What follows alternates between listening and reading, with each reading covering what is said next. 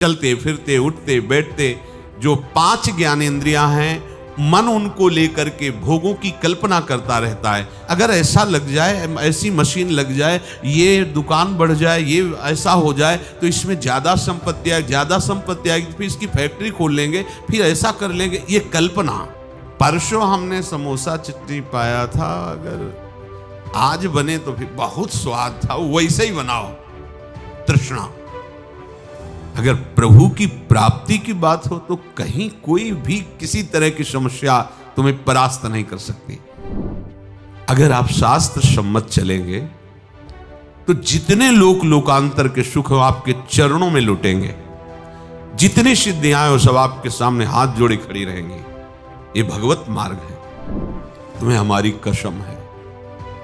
हे शरणागतो, तुम्हें हमारी कसम है, हमारी इस बात पर विश्वास कर लो।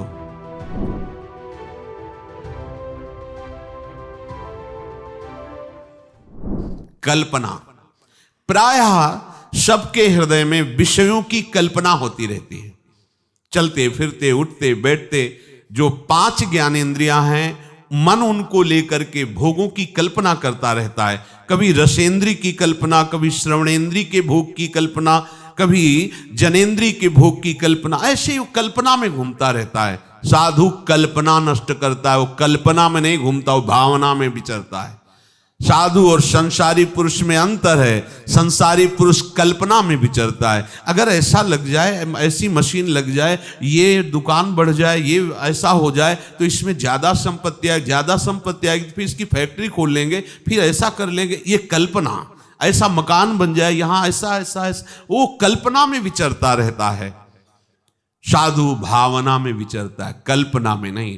कल्पना होती है मायाकृत सृष्टि की, और भावना होती है शास्त्र सम्मानित जो सिद्धांत है उसके अनुसार आराध्य देव की। साधु भावोत्सवेन भजताम रस काम धेनुम। साधु भावना करता है, कल्पना नहीं करता। साधु कल्पना को मिटा देता है।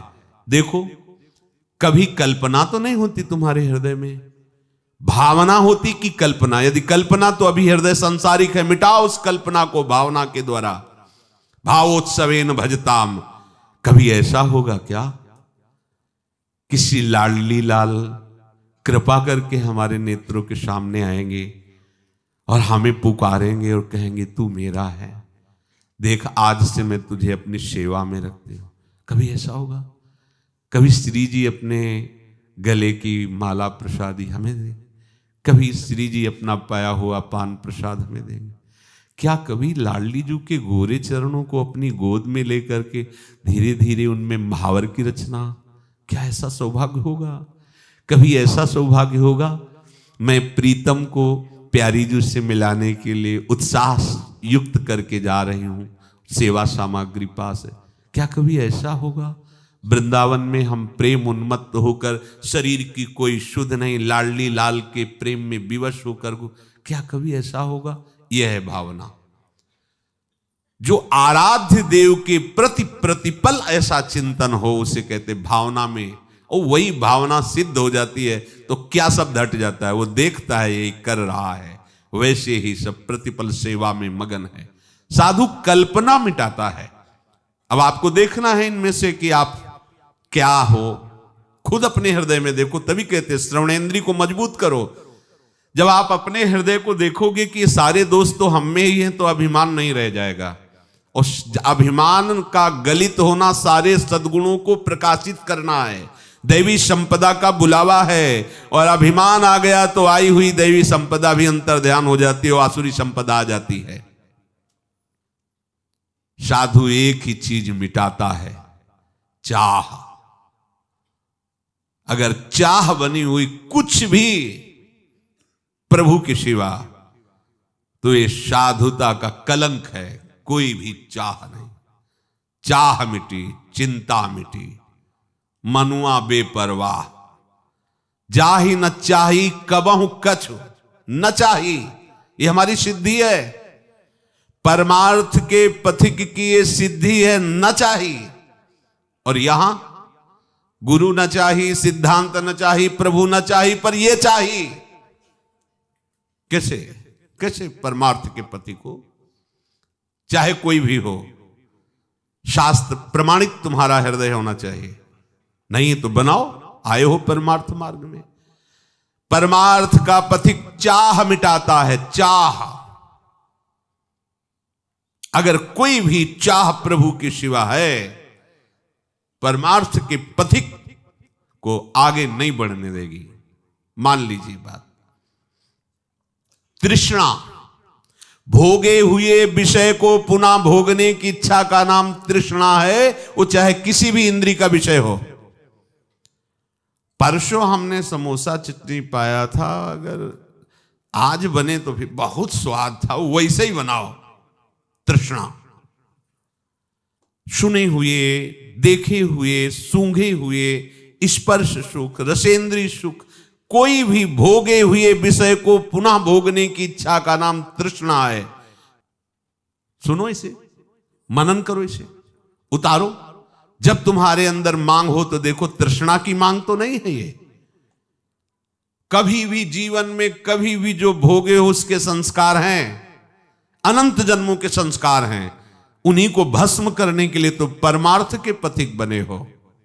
जो दुर्वासना मम सदा परिकर्षयंती, उसी को भस्म करने के लिए तो साधना कर रहे हो, और काहे की। कभी भी ये तृप्त नहीं होती, चाहे जितना खा जाए कभी नहीं तृप्त होती। योग वासिष्ठ में बहुत इसका वर्णन है कि उपासक इस तृष्णा रूपी डाइन से बच जाए, ये कभी आघाती नहीं, भोगते रहो, भोगते रहो। एक ही भोग नहीं, जो भी भोग इंद्रियों के हैं उनको पुनः भोगने की इच्छा का नाम तृष्णा है। कलह, आपस में किसी भी तरह का बैर विरोध तभी होता है जब दूसरे से हमारी मांग होती है अनुकूलता की। ये कलह शब्द वहीं प्रकट होता है जब सामने वाले से मांग होती है अनुकूलता की, और जब हम अपने कर्तव्य का पालन करते हुए उसके अनुकूल के रहने की बात करेंगे तो कलह शब्द है ही नहीं। धर्म से हमारा क्या कर्तव्य सामने वाले के प्रति, इसका पालन करोगे, कभी कलह नहीं हो सकती। कलह तभी होती है जब सामने वाले से अपनी अनुकूलता की मांग होती है, तभी कलह प्रकट हो जाती है। चाहे वो कोई घर का हो, पड़ोसी हो, देश का हो, विदेशी हो, कोई भी हो, तभी कलह होगी जब सामने वाले से अपनी अनुकूलता की मांग होगी। यदि अपने धर्म से, अपने कर्तव्य का पालन सामने वाले के प्रति करें तो कभी कलह नहीं हो सकता, कहीं भी कलह नहीं हो सकता। साधु कलह को नष्ट करता है, साधु कलह युक्त नहीं होता, कलह का नाश करता है। लक्ष्य क्या है?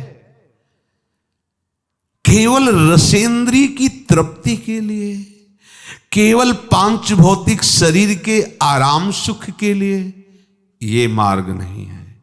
ये मार्ग तो इसी बात के मिटाने के लिए है, इसी बात के मिटाने के लिए। पर समझ कहां आती? समझ है ही नहीं। अगर प्रभु की प्राप्ति की बात हो तो कहीं कोई भी किसी तरह की समस्या तुम्हें परास्त नहीं कर सकती।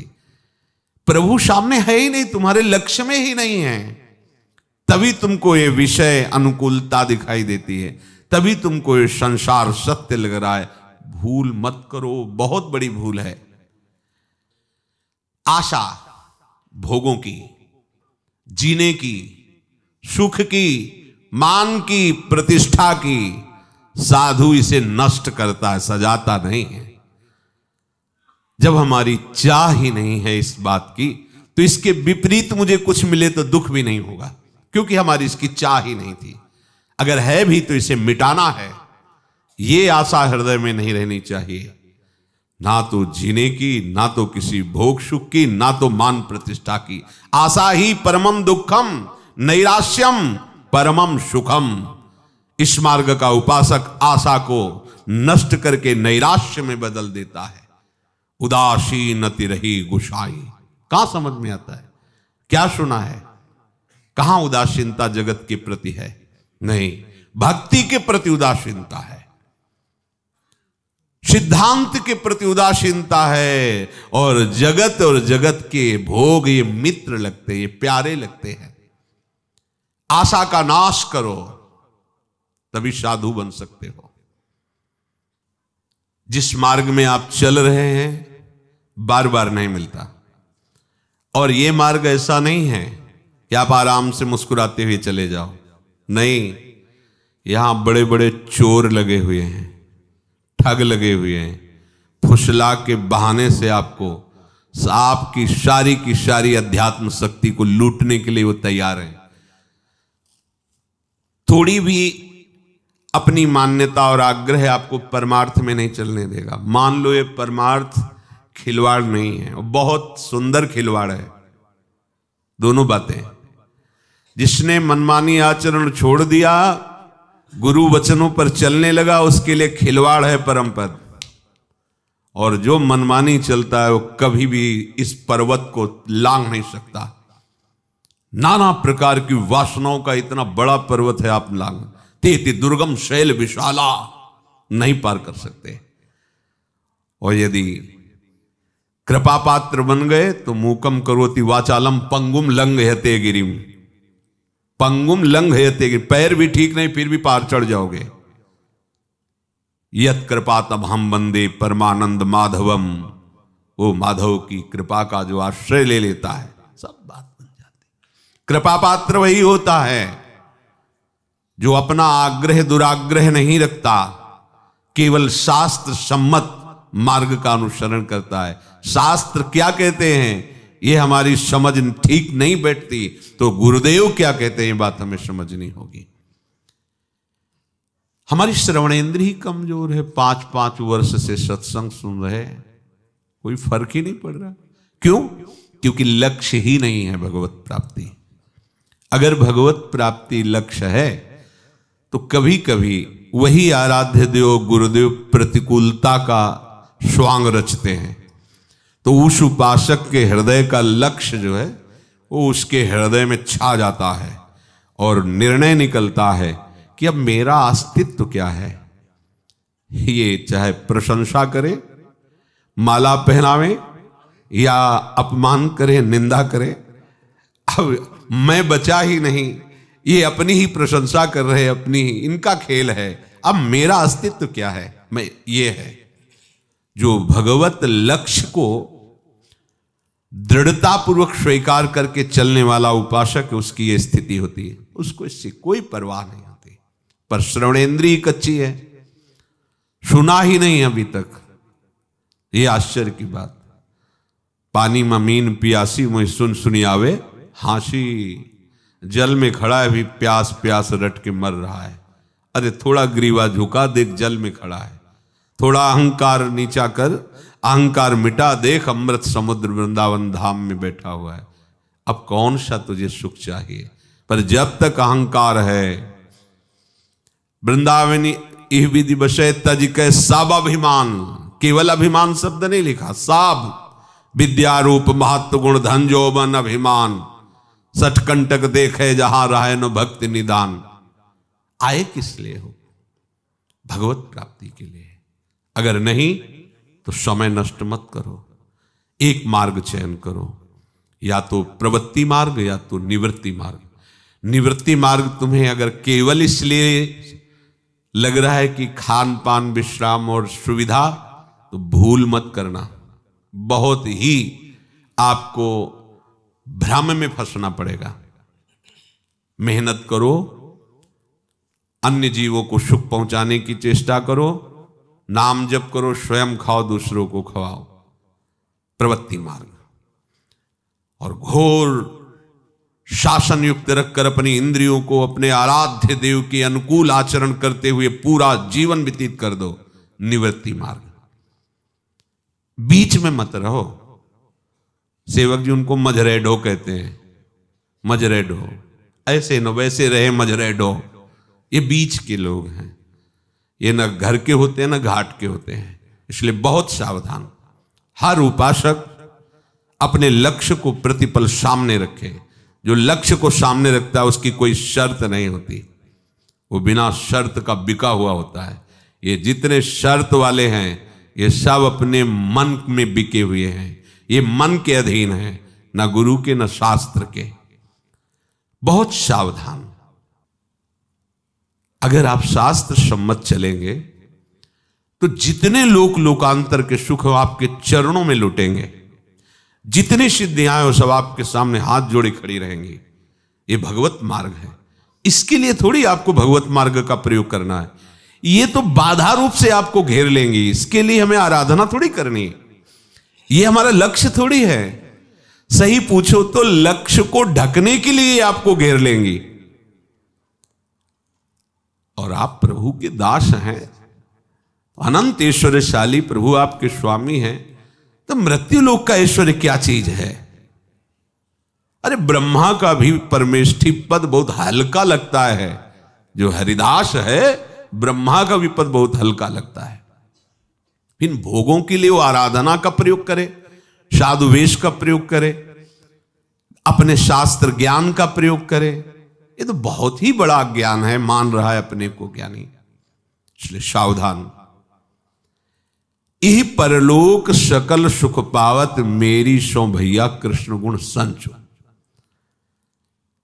आचार्य चरण को शपथ देने की क्या जरूरत थी? विचार करके देखिए। तुम्हें हमारी कसम है, हे शरणागतो, तुम्हें हमारी कसम है, हमारी इस बात पर विश्वास कर लो। क्योंकि जानते हैं पाए जान जगत में सब जन कपटी कुटिल कलयुगी टंचु। ये सब कलयुगी जीव कलयुग के द्वारा मलिन किए हृदय वाले, कपट छल वाले हैं, संशय वाले हैं। इसलिए कह रहे मेरी सो, तुम्हें मेरी शपथ है, यदि तुम कृष्ण के गुणों का गायन करोगे, उनका चिंतन करोगे, मनन करोगे, तो तुम्हें इस लोक में भी और परलोक में सदा सुख ही सुख मिलेगा। तो हमें सुख लक्ष्य करके प्रभु का भजन नहीं करना। लक्ष्य भजन है, ये अपने आप आपको पीछे पीछे डोलते नजर आएंगे। सावधान। ये श्रवण मनन में बैठा लो। आपकी श्रवणेंद्री बलवान होनी चाहिए। श्रवण से ही शरणागति होती है और श्रवण से ही शरणागति की पूर्ति भी होती है। यही प्रारंभ है और यही विश्राम है। आपका श्रवण ही कमजोर है, तभी आपका परमार्थ संबंधी स्वेच्छाचार नष्ट नहीं होता। यदि श्रोत्रिय आप बन जाएं तो ब्रह्मनिष्ठ होने का मार्ग मिल जाएगा, पर श्रोत्रिय ही नहीं हो पाते। तुम्हारे श्रवण कमजोर हैं। यदि श्रवण ऐसे हो जाए जिनके श्रवण समुद्र समाना, कथा तुम्हारी सुभग सरिनाना, और भरे ही निरंतर पर हो ही न पूरे। रात दिन भगवत नाम, भगवत चर्चा, भगवत चरित्र, भगवत सिद्धांत सुन रहे, पर श्रवणेंद्री कभी ये कि अब हो गया बस अब क्या सुनना, ऐसा नहीं। समुद्र में जैसे कई नाम रूप वाली नदियां मिलती हैं जाकर, पर समुद्र अपनी मर्यादा में रहता है, कभी उफान नहीं करता। ऐसे प्रेमी की श्रवणेंद्री समुद्र है और ये भगवत चर्चा कई तरह की नदियां हैं। कभी प्रभु की रूप माधुरी की चर्चा, कभी गुण माधुरी की, कभी लीला माधुरी की, कभी ऐश्वर्य की, कभी महामहिम प्रताप की चर्चा, कभी सिद्धांत की चर्चा। ये विविध प्रकार की नदियां श्रवणेंद्री रूपी समुद्र में जाती हैं, पर उपासक को ऐसा नहीं होता कि ये बात तो बहुत बार सुन लिया, अब क्या। वो उपासक ही नहीं है। यदि आप सत्संग श्रवण करते हैं तो मुझे लगता है कि अपनी दिनचर्या से अलग कोई स्वाध्याय करने की जरूरत ही नहीं है। जैसे गाय खाती है घास और भूस, पर वो परिवर्तित करके महामहिम दुग्ध के रूप में तुम्हें देती है, ऐसे बड़ी कठिन तपस्या, बड़ी साधनाएं करके महापुरुषों ने शास्त्र का अनुभव किया और वो अमृत में दुग्ध तुम्हें श्रवणेंद्रिय से पान करा रहे हैं। तुम्हें अब घास खाने की जरूरत नहीं है, भूस बटोरने की जरूरत नहीं है, तुम्हें तो दूध और घी मिल रहा है, खाओ और स्वस्थ हो जाओ, स्वस्थ अपने स्वरूप में स्थित हो जाओ। जो शब्द सुने उसे अपने में देखें कि है कि नहीं है। अगर अपने में नहीं है तो उदास होकर उसे धारण करने के लिए तत्पर हो जाना चाहिए। यही उपासक का लक्षण है। अगर मनमानी आचरण, तो हमें लगता है कि उसका लक्ष्य ही नहीं बना भगवत प्राप्ति। नहीं, ऐसा कैसे हो सकता है? कोई भगवत प्राप्ति का लक्ष्य बना के फिर शास्त्र और सदगुरुदेव के विरुद्ध आचरण कैसे कर सकता है? कर ही नहीं सकता। उसका हृदय भयभीत हो जाएगा, उसको भारी अशांति हो जाएगी कि जीवन है किस लिए मेरा। पर जिन्होंने लक्ष्य बनाया है विषय, शरीर सुख आराम, और वेश बनाया है उस सुख और आराम के लिए, वो कभी शास्त्र सम्मत मार्ग में चल ही नहीं सकते।